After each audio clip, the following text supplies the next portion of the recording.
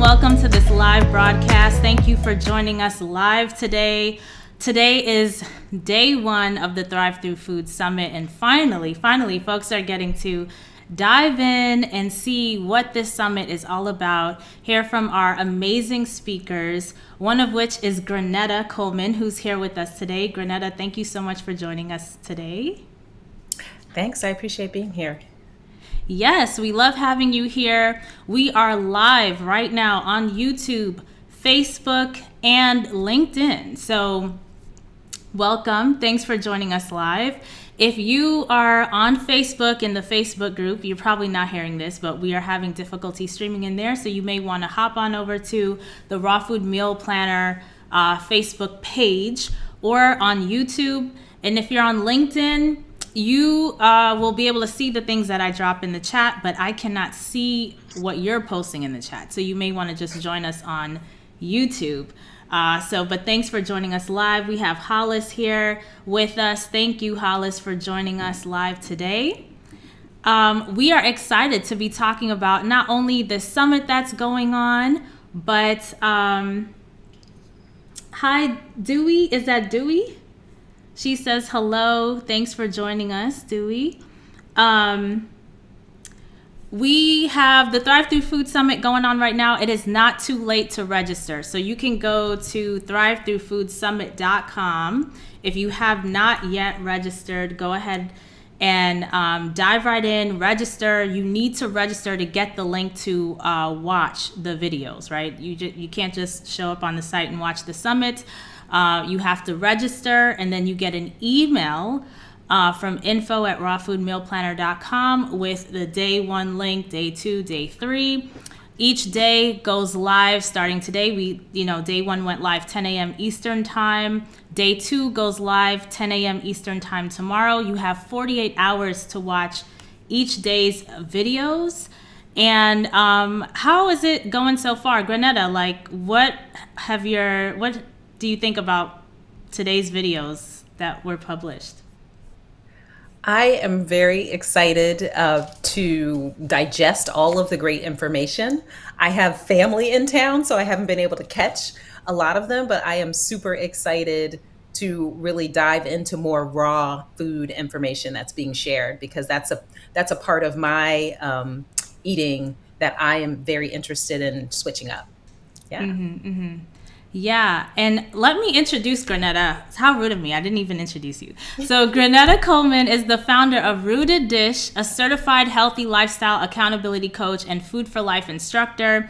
She works primarily with busy professional women over 40 who struggle with weight gain and exhaustion. She helps them adopt healthy habits like plant-centered eating, healthy hydration, regular movement, quality sleep, and stress management so that they can enhance their overall health and feel energetic and empowered. And I'm going to actually drop the links to her website and social media so you can make sure to follow Granetta on her socials and on her website and follow everything that she's doing. She's doing some amazing stuff in her community, like hula hooping classes, which is so fun.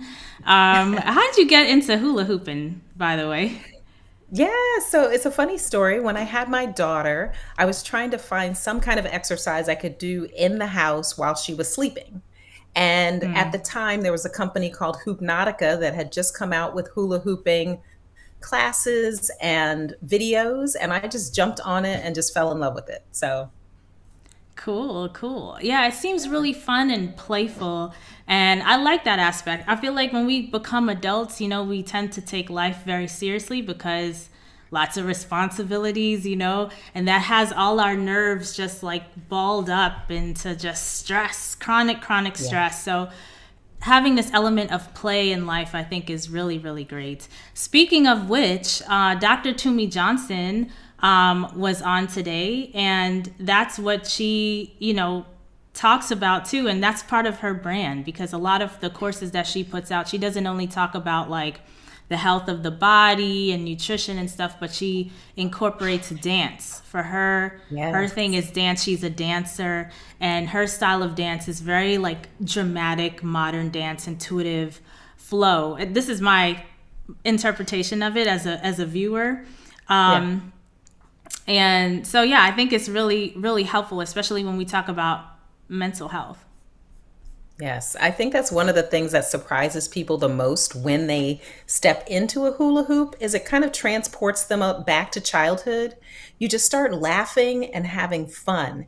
And like you said, we have very serious things going on in our lives and in the world, and it's an opportunity to just, you know, play, which we need more of.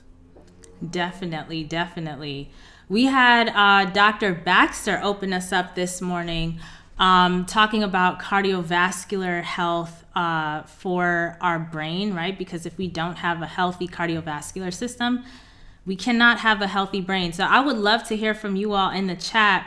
What was the most insightful talk that you've heard today on day one? Did you have any questions?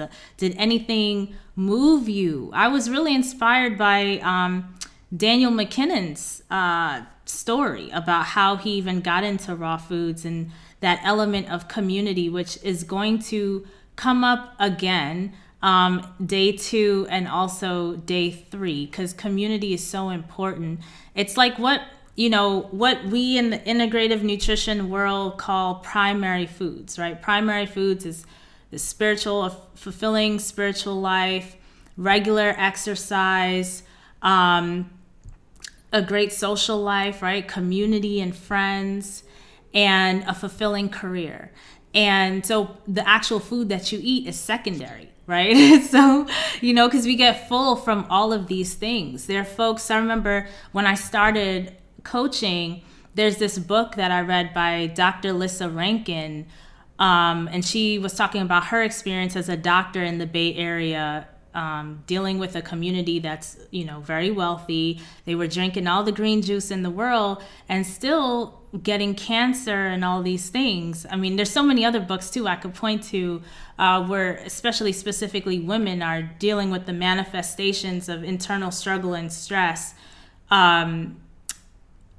that manifest into things like multiple sclerosis, fibromyalgia, and stuff like that, because of the things that aren't said and aren't processed. And all of these primary foods, I think, really play a crucial role. Like the actual food that we eat is so important, but those primary foods also need to be there too. Everything works in the whole, everything works Yes. together. It's all affecting us. Hollis says, all the speakers that I've listened to so far are very informative. Awesome. Helen Mary says, Dr. Montgomery, heart health approach, outstanding. Yes, I love his approach as well. And the fact that he is expanding the medical system's whole notion of what can be done with food and using raw food to do that. I'm like, because folks have been talking about raw foods for centuries, Yeah. But the medical establishment haven't been privy to it, or they just didn't think it was that important. I don't know. But he is really a trailblazer in this area. So yeah, I totally agree with you, Helen. So today we are going to be diving into fiber. On the summit today, Granetta talks about nutrition for mental resilience, and she also has a gift for folks who attend the summit. So if you've registered, you downloaded your gift, make sure you try the recipes, right? We talked about this. Make sure you actually get in the kitchen, roll up your sleeves, and make the things. But one of the things that, is going to just come up again and again and again is fiber throughout this summit. So I wanted to kind of dig in and talk about it. How are y'all feeling with fiber? How are y'all doing with fiber? What is your fiber intake looking like? Granetta, fiber, why do you feel it's so important for our mental health and well-being? So I would say that fiber is so important because fiber feeds our gut microbiome. And if our gut microbiome is not healthy, our brains are not healthy. And so this connection that they're doing so much more research. There's going to be a huge explosion of new information, I think, on this over the next 20 years about the gut microbiome.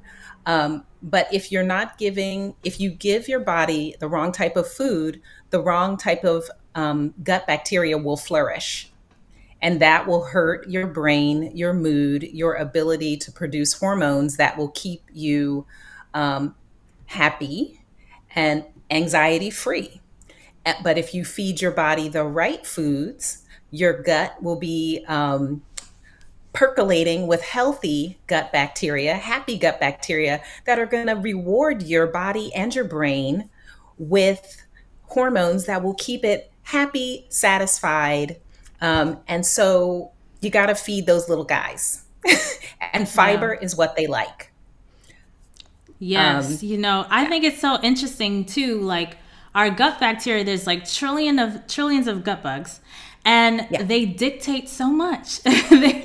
Especially like when it comes to our brain, like they literally are sending neurotransmitters to the brain for telling us what we want to eat, what we crave, Yeah. hormones, like you mentioned, which Isosa talks about today, balancing hormones. It's like, and the hormones impact how your brain is responding and reacting, especially in relationship and partnership and community and, conversations with folks.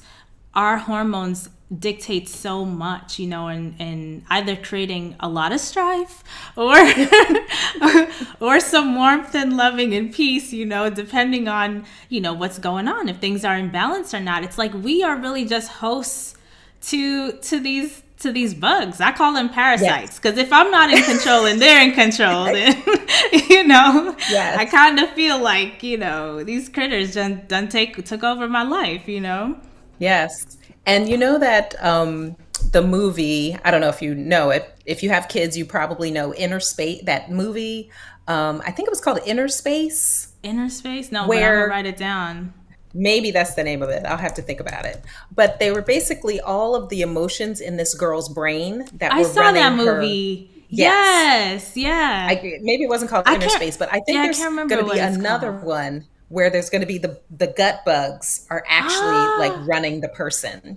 I love that. Yeah. I should pitch it. I'll pitch it. Yay! We should. Yeah, I'm Yes. so excited Yes. for that. Yes.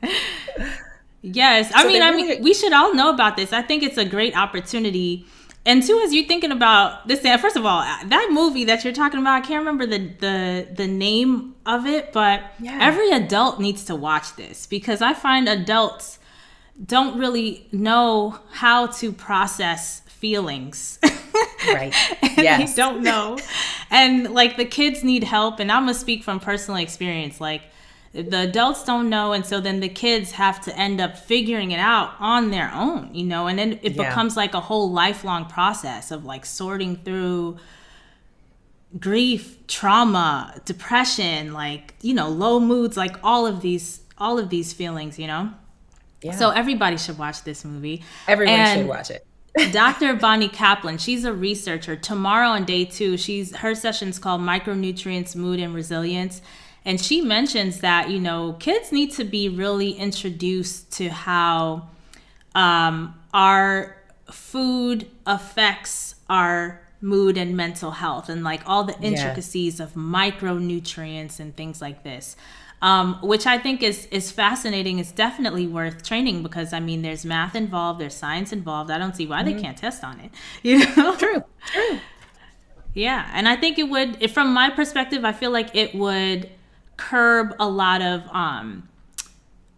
like anger and irritability issues that happen in the school system that stresses Uh, out other students and teachers, and yeah. just makes for safer communities if we understood how the brain works and how much the foods we're consuming and sometimes non-food items like the chemicals and additives and things are affecting us.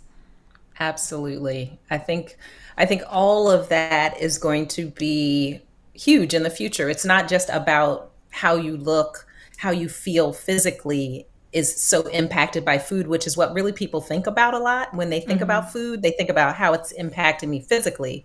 But as part of this summit, just understanding how food is impacting up here, above the shoulders, is just it's really important to understand that connection. Do you want to like school us a little bit on fiber? Because there's two different types, right? Soluble Yeah. versus insoluble. And you're the rooted dish, so you can let us know where the roots and the tubers fit in with Yeah. this. So the first thing I will say, just as a 101, is that plants have fiber and animals do not. So when you're thinking about, oh, how much fiber did I have in my day? If there's an egg involved, it has zero fiber. There's any kind of meat product, seafood involved, it has zero fiber. So the fiber is coming from plants. So that's number one. So if your breakfast had no plants in it, you had no fiber for breakfast. If your lunch is similar, no fiber, very little fiber, and dinner the same. And most Americans are not hitting their fruit and vegetable totals or beans, so they're not getting a lot of fiber. So that's number one. Where is the fiber coming from? Number two, like you said, there's two different types. There's soluble and insoluble, and both are found. Most foods have a combination of those types of fiber, and soluble fiber, like the name sounds, it kind of dissolves in water and becomes like a gel. And insoluble fiber, like it sounds, it does not dissolve. It kind of just goes through your system and comes out the other side as waste. And that process of that insoluble fiber going through your body, coming out as waste, helps clean out your body. So it can take out things like excess hormones, it can take out excess toxins, it can take out cholesterol. So fiber plays a huge role in cleaning your body, as well as that insoluble fiber. When it fills up with that water, it makes you feel full, and it helps you feel satisfied when you eat plants. Yeah, that's satiety. If people are concerned that, when they change their diet, they're going to be hungry all the time. But I mean, you've gone on your own plant based journey, right? You didn't start off eating this way. So, how was it for you? How did you manage to not starve? Yes. Good question. So I have been cooking since I was 11 years old. So, unlike some people who may not feel comfortable in the kitchen, I've always, I grew up feeling comfortable in the kitchen. So, that's one thing that people may struggle with, which, if you're raw, guess what? You don't have to cook as much. Yeah. So, that's a bonus. But Yes. for me, when I transitioned, I just made sure that I listened to my body and ate until I felt satisfied. Because when you shift from animal products to plants, the calories are different. The calorie density is different. Plants have fewer calories per, let's say, cup than animal products. So you are eating larger volumes of food, but you eat until you're satisfied. Yeah, And did and you that's what I ever did. struggle with like excess fat, being overweight, or anything like that? Yes. So what led me to the plants was that after I had my daughter when I was 39, I was 30 pounds overweight, and my blood pressure was up there after the pregnancy, and it runs in my family. So I had been a vegetarian off and on previously, and I decided that that was what I was going to do. But the China study came out, which said that the best way to live long, I will add, and prosper, is to go vegan. And with a daughter at having a daughter at age 39, I was like, I want to live as long as possible. So I went vegan, and the last time I ate animal products was in 2011. Wow, wow. Yeah, that's a great why. That's a great Yeah. why to stick around. Hmm. So the weight then it came off eating plants. I mean, were you like tracking or being mindful? Because you said before that you just eat to satisfaction. So Yeah. what exactly did that look like for you? Yes. So, like many people on a plant-based journey, the foods that I ate in the beginning are not what I eat now. I ate a lot more processed foods, a lot more transitional foods that were mimicking meat and were in packages because, that was comfortable for me. And Mm-hmm. now I'm more whole food plant-based. So a lot more foods that are in their natural state, beans, rice, quinoa, vegetables, and fruit. So what I ate then was more, the fake meats and things like that were more packaged. Mm-hmm. Mm-hmm. Yeah. And so when did you actually lose the weight? I mean, did the packaged vegan food affect your weight loss at all? Did Oh yeah, it still came off. It still came off gradually over time without a lot of, I don't remember really tracking calories or portions or anything like that. I just ate what I wanted, what was interesting to me, and the weight just came off. Yeah. Great, yeah. And if you go to Granetta's Instagram, you'll see what she looks like. She's in perfect health and perfect shape, and that I think that's really helpful for folks to know. I mean, clearly, yeah, for cardiovascular health, you don't want to stay with processed foods and things that have a lot of oil in them and things like this. But I think it's really helpful for folks to know that if you have a lot of weight to lose and you just go vegan the best way you can, Yeah, even with right. all the cravings and stuff, it'll still come off. It'll still come It off. I doesn't mean, were have to be you? perfect. Yeah, and you weren't counting calories. You weren't even watching the quantities of No, anything. Were no. you active, or did you have a sedentary job? I had a sedentary job at the time. I was an attorney. But I was working part time as a massage therapist and a fitness instructor. Those are other stories. So I've always been Wow. into wellness. Um, but I was doing a lot of sitting.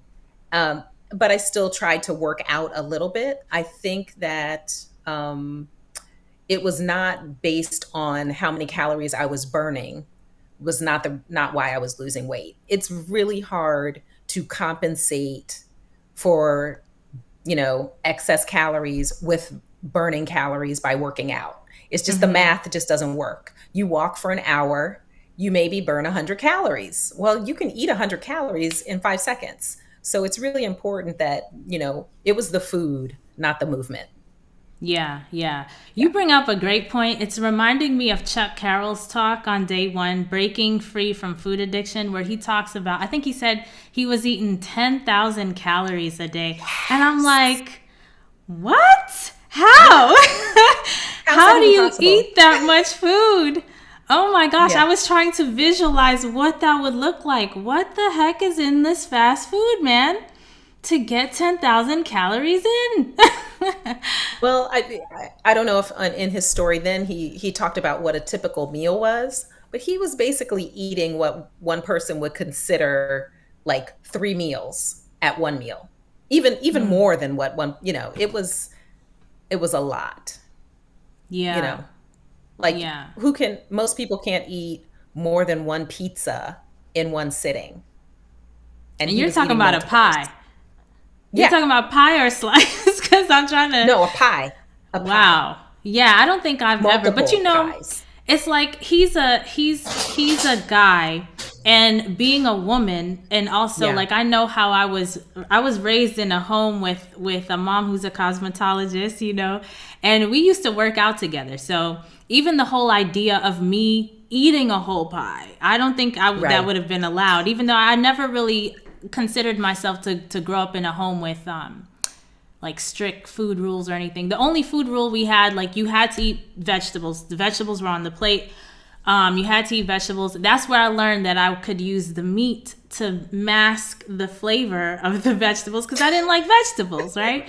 So that's the Right. thing too. I think that's another thing that comes up with folks when they're thinking about transitioning is like, if I don't have the meat, how do I make the vegetables taste good, So since we're talking about fiber, well, clearly y'all need to register for the summit and just download the free gift Granetta offers everyone. That's like Yes. number one. Number one. Right? Number one, because raw meat or meat without any seasoning does not taste good. I'm gonna tell you. Right. You could try it. Right. You could try it and test it for yourself. Yes. It doesn't taste good. So spice is really the spice of life, right? You gotta incorporate. So like for you, Granetta, has there been any particular seasoning or spices that's helped you stay consistent on this lifestyle? I mean, the ones for me that are just always easy to make something delicious are onions, garlic, and ginger. I mean, you pretty much start with that and everything tastes good. Yeah, yeah. So That's an I interesting keep, mix. yeah, so I keep fresh onions, fresh garlic, and fresh ginger in my kitchen all the time. Yeah. Yeah. And I like a lot That's of spice. like a lot of spice in terms of just a lot of quantity of those. Well, no. So then I'll also have, I have a spice cabinet with a number of different spices that I like to add to that. And jalapeno peppers will make it into many, many things, as well as cayenne pepper. So, yeah, Yeah. Do you have a Caribbean background? I do not. So No. how like what the cayenne pepper strikes me because you unless you're African background or something, like where is that coming from? The cayenne, the love of cayenne. Yeah. I think it just comes from my love of heat, but not wanting to add sodium to a meal. So it's very easy to just sprinkle on the cayenne pepper, add some more heat to a dish in a simple way. And in my family, we everyone has different heat levels, so you can kind of customize per person. Yeah. So this is interesting because Thanksgiving is coming up. And like I know, like I'm from Jamaican ancestry. Usually, when we cook a dish, the Scotch bonnet pepper is going in from the beginning. You don't add it to the end, Right. and Right. that's a high heat level. So, like, how are you doing it for your family so folks can kind of decide for themselves? Yeah. So normally, if I will spice the entire dish milder and then have the cayenne pepper or red pepper flakes as an add-on. Yeah. Because I want I everyone to see. be able to enjoy it. Yeah, yeah. That makes sense. That makes sense.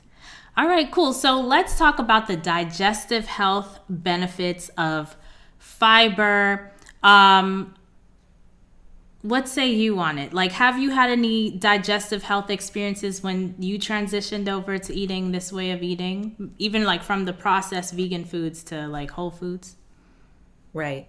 So I will say one thing that I remember when I was on a traditional non vegan diet is that whenever I would go on travel, I would get constipated. And now, knowing now what I know, I didn't know at the time, is that my vegetable intake when I would travel would drop. And so, I would produce these little rabbit pellets of terribleness on the road. And it took me a while to get it back when I would, come back home. So Yeah. now, transitioning to a plant-based diet, um, my digestion is incredible. I have, very healthy stools. We'll just say it. I have healthy stools. Yes. And I'm like clockwork. I do not have any bowel concerns, which I know that, millions of people have difficulty with their bowel movements. And when that is not working properly, it can impact your energy, your Your happiness. brain. Yeah. Yeah. Yeah. And Completely. so Yeah. it's very important. It's almost a vital sign. Like, how are your bowels? So if you have constipation, you may want to look at your fiber intake. Yeah, I recently was looking into diverticulitis, right? Because that Hmm. came to my attention from one of the attendees of the summit. And listening to Dr. Clapper and Dr. Greger talk about like the cause and the cure, I Yeah. was like, wow, man, fiber is so important. Like, how it can manifest into all of these things. Like I knew about like stomach cancer and things like this, but diverticulitis, it just feels so scary. Anybody could go through this where, you have Yeah. pockets with fecal matter like building up to the point where it just gets so bad, like things have to get cut out. Right. Right. It's amazing that Yeah. this is not talked about enough. People, I know, like digestive health, when we talk about constipation and things like this is the most watched videos on my YouTube channel. Yeah. People don't like, a lot of people aren't talking about it, I guess, because they're fearful, but it's like, that's like the number one thing my mom and I talk about, Yes. Like, Yes. All of my clients, we talk about it. yeah. Yeah. It's a sign of health. Yoga says hello from Queens Village. Hey, Queens Village in the house. That's my hometown. So thank you so much for watching. Nice. And then I will also say, being over 50, I had my first colonoscopy, and they were just like, we don't need to see you again. Your colon is beautiful. Nice. Beautiful. You were so excited, weren't you? Like, yes, ooh. yes. I was like, of course it is. That's a plant-based colon right there. You were sashaying out of the room. Yes. I know. We get really excited about our colon health. I mean, it's so important. It is so important because, like you said, it's a vital sign. It's like so easy to check how the health of your body is going every time you use the bathroom, and if you're not using the bathroom. Some people are going days, which is like, wow. Yeah. Yeah, so the fiber is super, super important. And in terms of the diverticulitis, if any of you have it that's listening or know someone that has it, apparently the cure is just more fiber. Yeah. The fiber has to clean the colon. Yeah. And I guess when you have it, you're straining to use the restroom, and having more fiber allows you not to strain. Yeah. Because your stool will be bulked up. Your gut bacteria eat that fiber and actually create more mass in your stool, bulking up your stool, dragging anything that shouldn't be in your body, hopefully out. Yeah. Now, what about blood sugar control? Fiber, it slows the absorption. I mean, were you ever watching blood sugar? Because you didn't really have like a diabetes or anything like that. Yeah, no, I wasn't watching my blood sugar. But one of the things that a lot of people with type 2 diabetes are concerned about is, of course, eating fruit. Because they've been told that will negatively affect their blood sugar. And the great news is, if you can shift to a plant-based diet, you can have fruit. You can have lots of different kinds of fruit, and the fiber in the fruit slows that fruit sugar down. So fruit doesn't spike your blood sugar like candy does. Candy doesn't have the fiber. So sorry, you can guys. enjoy. Yeah, sorry. I know some folks are crying. Sorry. But fruit is delicious. Fruit sure is. Sure It is. delicious. Yeah. And I think it's better for your teeth, I would think, I would imagine. I would think. I've never gotten a cavity from fruit, but I sure got a ton of cavities from all the candy I was eating as a child. And it's really interesting because all the candy I got came from a caretaker who was giving it to me out of love. And she would come every week with a bag full of not just any candy, but the sticky kind that sticks to your teeth, Yes, like taffies and caramels. Yes, and I love her dearly, but man, am I suffering. Yeah. Expensive. Yeah. And I think once you actually start, that's an interesting point, because once you start to shift your own definition of self-love and what is healthy for your body, I have a hard time feeding people things that I know are not really good for them. That part. I can't love them and give them, things that I know are going to shorten their life, or decrease their quality of life. It's Let's get really in hard. there. Let's get in there because folks, I hear from women all the time that say, I can't eat clean because my kids, my kids, my kids. And I'm like, but why would you feed them the foods that you're trying to get rid of that you know are no Right. good for you? I mean, clearly they must not Right. be good for humans. Yes. You know? Yes. Yeah. But I'm not a mother, so Yeah. I hear I don't that know. a What lot what can you too. say to them to help them? Yeah. So usually when I work with women who have families, we focus on their journey. And the surprising thing is, even without them doing much, they tell their family, oh, well, I'm shifting to eating more vegetables and doing this and that and the other thing. And the kids just watch what you do and they want to do what you do. If you give them a good reason, it's a teachable moment for your whole family, and things start to shift. Usually they parents start buying less of that stuff. It's not to say you've got to, restrict your kids to the point where, they're snatching things from their friends, but they will, yeah, but they will gather an understanding of, this is actually healthy for me. These things are not. If I choose to do that, I know, that I'm doing something that's not as healthy for me. Yeah, I think if your kids are at the point where they're snatching things from folks to get a fix, that sounds like drugs. I mean, honestly, and sugar Yeah. is more addictive than crack cocaine. So it's, to me, in my head, it's like you're feeding crack to your kids. You know, Right. some Yeah. folks would say I'm crazy, but this is just science. I'm just repeating what the research says.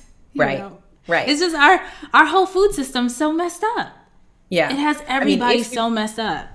yeah, if you could have started from the beginning, if you had already been on your clean journey and then you had a child, then from the beginning, they could just do what you did. But a lot of us are making the shift midstream. So compromises will be made. Yes. So my mom said, yes, I got the result also about my colon. Congrats. We got some healthy, clean colons in the house. Yes. Awesome. Lori joining us from New Jersey. Hey, Lori, thank you for joining us. Lasagna says, love the summit. Thank you so much. I'm 60 and just had my first colonoscopy. I was scared thinking I was going to be in trouble. I have been eating veggies with the standard American diet. Yeah. And you know what? That's why I love this summit and what folks are saying, because it is never too late. You Yes. learn and you course correct, right? You just, and we're learning things every day, It's never too late. Thank God that the body is a self-healing mechanism. It just needs your support. And once you support it with the right nutrition and the right self-care and attention, the things that it will do for you is amazing. And that's why I love the testimonials that Dr. Baxter shares on the summit, and also Dr. Teju. She has a session, Fighting Diabetes and Obesity for Better Mental Health. But both of them talk about folks in some really severe situations with their health and able to make a turnaround. But you got to eat clean. And sometimes it means going all the way raw, but it doesn't mean you have to stay there. And that's why I like to promote a high raw vegan diet, because I find it to be like the diet for the folks who don't want to be too, I don't know, like, I don't want to use the word anal, but I don't know what's the other word. Yeah. What's another word for that? Like, Right. just very like Too strict. perfect. Yeah. And Too almost like, strict, too perfect. yeah, because I feel like, is it perfect though? If it's not sustainable for you, I mean, Right. but it is a healing diet, because you don't have all the additives. It's like the least Right. processed food you can eat, so you're just giving your body time to heal.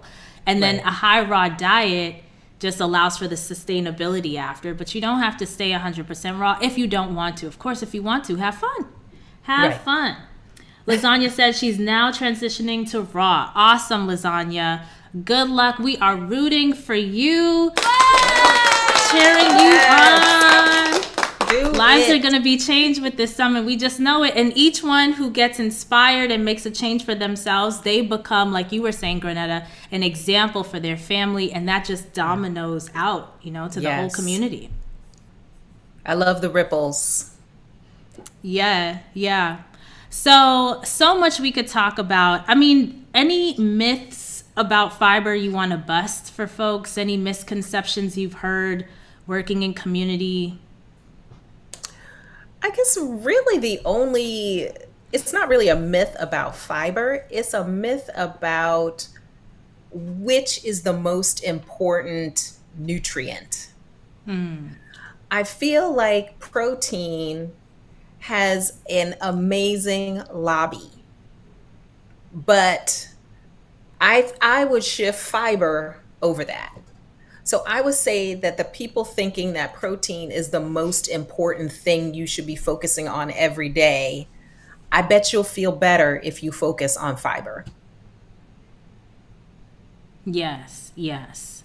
What Yeah. about the growing pains of that transition? I know we just had a session about bloating and gas. And you did mention earlier about having fruit, so that provides some hydration Yeah. because, water is needed in this whole process too. What are your Yeah. thoughts on like some of the growing pains of that transition? Ooh, that's a great question. So, the plants can be broken down into fruits, vegetables, whole grains, and legumes.